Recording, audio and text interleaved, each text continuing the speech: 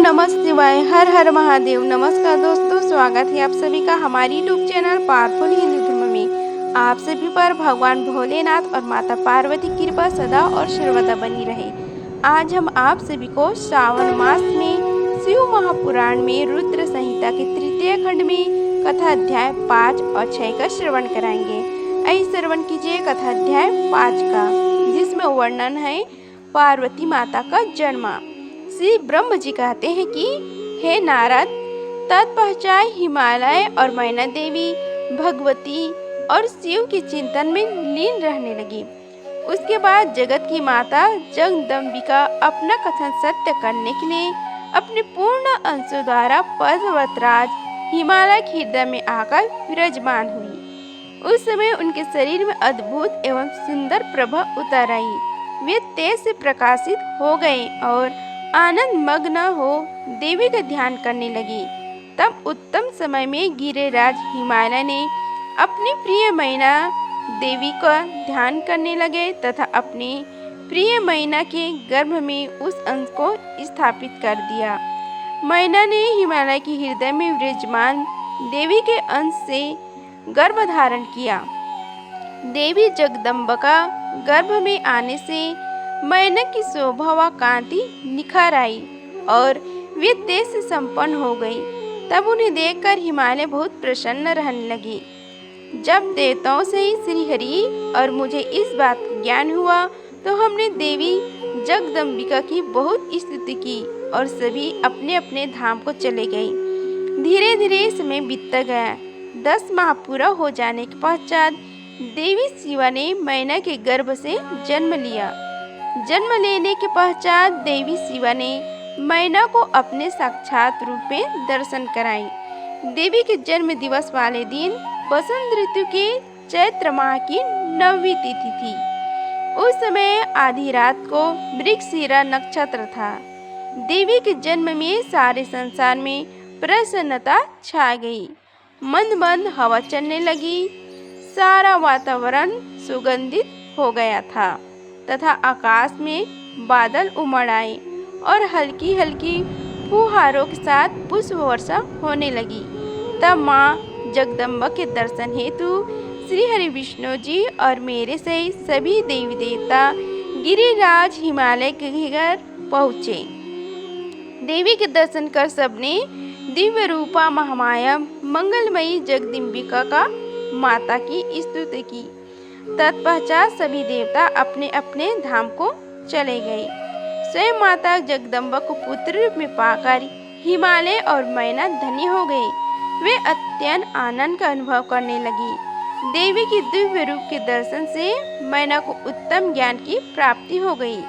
तब मैना देवी से बोली कि हे जगदम्बा, हे शिवा, हे महेश्वरी, आपने मुझ पर बड़ी कृपा की जो आपने दिव्य स्वरूप के दर्शन मुझे दे। हे माता, आप तो परम शक्ति हैं। आप तीनों लोकों की जननी हैं और देवताओं द्वारा आराध्य हैं। हे देवी, आप मेरे पुत्री रूप में आकर शिशु रूप धारण कर लीजिए। मैना की बात सुनकर देवी मुस्कुराते हुए बोली, मैना, तुमने मेरी बड़ी सेवा की है। तुम्हारी भक्ति भावना से प्रसन्न होकर ही मैंने तुम्हें वर मांगने के लिए कहा था और तुमने मुझे अपनी पुत्री बनाने का वर मांग लिया था। तब मैंने तथा अस्तु कहकर तुम्हें अभीष्ट फल प्रदान किया था। तत्पश्चात मैं अपने धाम चली गई थी। उस वरदान के अनुसार आज मैंने तुम्हारे गर्भ से जन्म लिया है। तुम्हारी इच्छा का सम्मान करते हुए मैंने तुम्हें अपने दिव्य रूप के दर्शन दिए। अब आप दोनों दंपत्ति मुझे अपनी पुत्री मानकर मेरा लालन पालन करो और मुझसे स्नेह रखो। मैं पृथ्वी पर अद्भुत लीलाएं करूंगी तथा देवताओं के कार्यों को पूरा करूंगी। बड़ी होकर मैं शिव को पति रूप में प्राप्त कर उनकी पत्नी बनकर इस जगत का उद्धार करूंगी। ऐसा कहकर जगत माता देवी जगदम्बा चुप हो गई।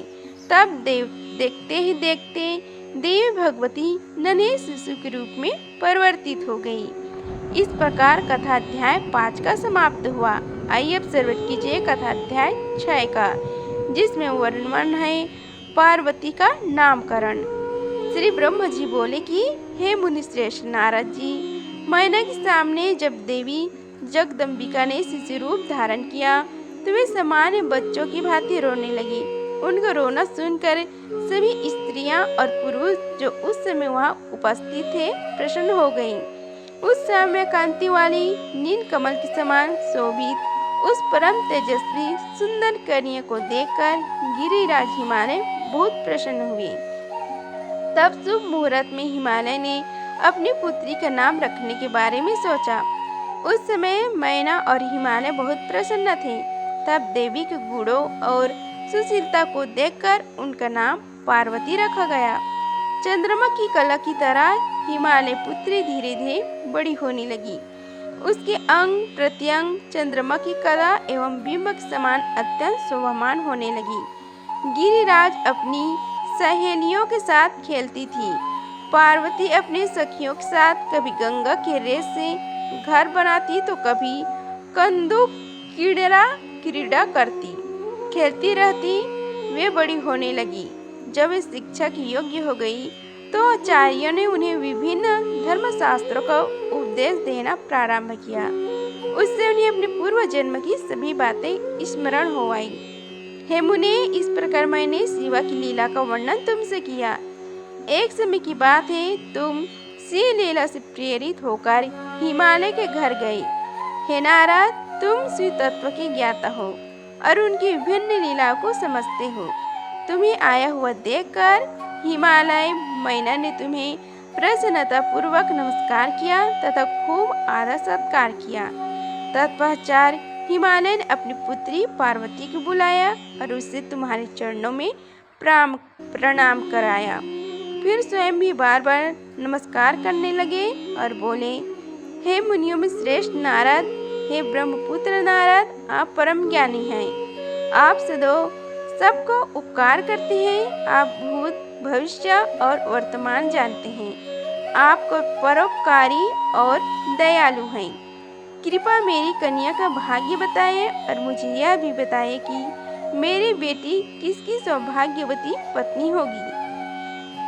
हे नारद, हिमालय के ऐसे पूछने पर तुमने पार्वती का हाथ देखा और उसके मुखमंडल को देखकर कहना शुरू किया, हे गिरिराज और मैना, आपकी यह पुत्री चंद्रमा की कला की तरह सुशोभित हो रही है। यह समस्त शुभ लक्षणों से युक्त है। इसका भाग्य बड़ा प्रबल है। यह अपने पति के लिए सुखदायिनी होगी, साथ ही अपने माता पिता की यश और कीर्ति को बढ़ाएगी। यह परम साध्वी और संसार की स्त्रियों में सर्वश्रेष्ठ होगी। इसका पति योगी, नग्न, निर्गुण, काम वासना से रहित, माता पिताहीन, अभिमान से रहित, पवित्र एवं साधु वेशधारी होगा। इस बात को सुनकर मैना और हिमालय दोनों दुखी हो गए। पार्वती देवी सोचने लगी कि मुनि नारद की बात हमेशा सत्य होती है। जो लक्षण नारद जी ने बताए हैं वे सभी तो शिव जी में विद्यमान है। भगवान शिव को अपना भावी पति मानकर पार्वती मन ही मन हर्ष से खिल उठी और शिव जी के चरणों का चिंतन करने लगी। तब हिमालय बड़े दुखी स्वर से बोले कि हे नारद, अपने पुत्र के भावी पति के विषय में जानकर मैं बहुत दुखी हूँ। आप कृपया मेरी पुत्री को बचाने के कोई मार्ग सुझाएं। गिरिराज हिमालय की ये वचन सुनकर, हे नारद, तुमने कहा कि हे गिरिराज, मेरी कही बात सर्वथा सच होगी, क्योंकि हाथ की रेखाएं ब्रह्म जी द्वारा लिखी जाती हैं और कभी भी झूठ नहीं हो सकती। इस रेखा का फल तो अवश्य मिलेगा, किंतु ऐसा होने पर भी पार्वती सुखपूर्वक रहे, इस हेतु पार्वती की विवाह भगवान शिव से कर दी। भगवान शिव में ये सभी गुण है। महादेव जी भी ये अशुभ लक्षण भी शुभ हो जाते हैं। इसलिए गिरिराज, तुम बिना विचार किए अपनी कन्या का विवाह भगवान शिव से करा दो। वे सबके ईश्वर हैं तथा निर्विकार, सामर्थ्यवान और अविनाशी है। किंतु ऐसा होना इतना सरल नहीं है। पार्वती शिव विवाह तथा संभव हो सकता है जब किसी तरह भगवान शिव प्रसन्न हो जाए।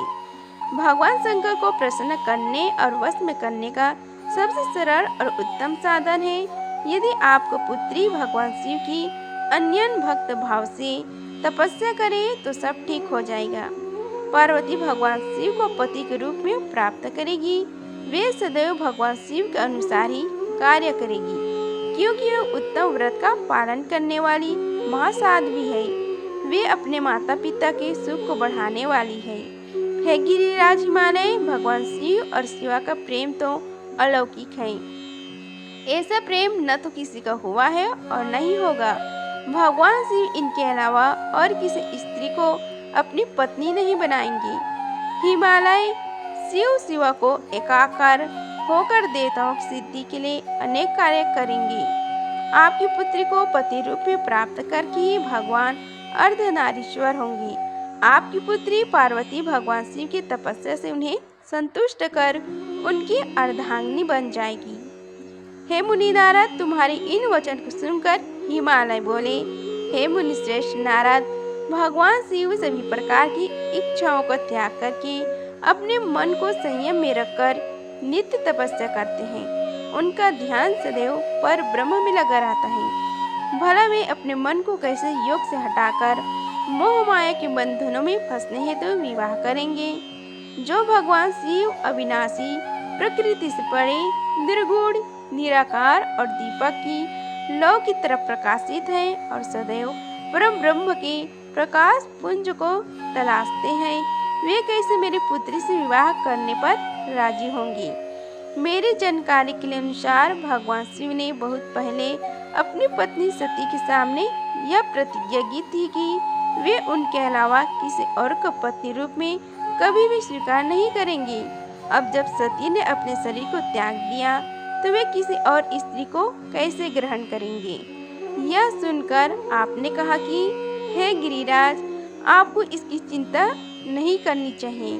तुम्हारी कन्या ही वह पूर्व जन्म में दक्ष की पुत्री सती थी और शिव जी की प्राण प्रिय थी। अपने पिता दक्ष द्वारा अपने पति का अनादर देखकर लज्जित होकर सती ने योग अग्नि में अपने भस्म शरीर को भस्म कर दिया था। अब वही देवी जगदम्बा जो पहले सती के रूप में अवतरित हुई थी, अब पार्वती के रूप में तुम्हारी पुत्री बनी है। इसलिए तुम्हें पार्वती के विषय में चिंतन करने की कोई आवश्यकता नहीं है। देवी पार्वती ही भगवान शिव की पत्नी होगी। तुम्हारी बातें सुनकर गिरिराज हिमालय और उनकी पत्नी मैना व उनके पुत्रों को बहुत संतोष हुआ और उनके सभी संदेह और शंकाएं पूर्णतः दूर हो गई। पास ही बैठी पार्वती ने भी अपने पूर्व जन्म की कथा में विषय में सुना। भगवान शिव को अपना पति जानकर देवी पार्वती लज्जा सिर झुकाकर बैठ गई। मैना और हिमालय ने उनके सिर पर हाथ फेरकर उन्हें अनेक आशीर्वाद दिए। तत्पश्चात पार्वती को तपस्या के विषय में बताकर नारद आप वहां से अंतर्ध्यान हो गए। आपके जाने के बाद मैना और हिमालय बहुत प्रसन्न हुए। इस प्रकार श्रावण मास में शिव महापुराण में रुद्र संहिता के तृतीय खंड में कथाध्याय 6 का समाप्त हुआ। बोलो शिव शंकर पार्वती माता की जय। अगर आप सभी की यह वीडियो अच्छी लगी होगी तो वीडियो को लाइक कीजिए, चैनल को सब्सक्राइब कीजिए और कमेंट बॉक्स में ओम नमः शिवाय लिखिए। धन्यवाद। मिलते हैं अगले वीडियो में, तब तक के लिए हर हर महादेव।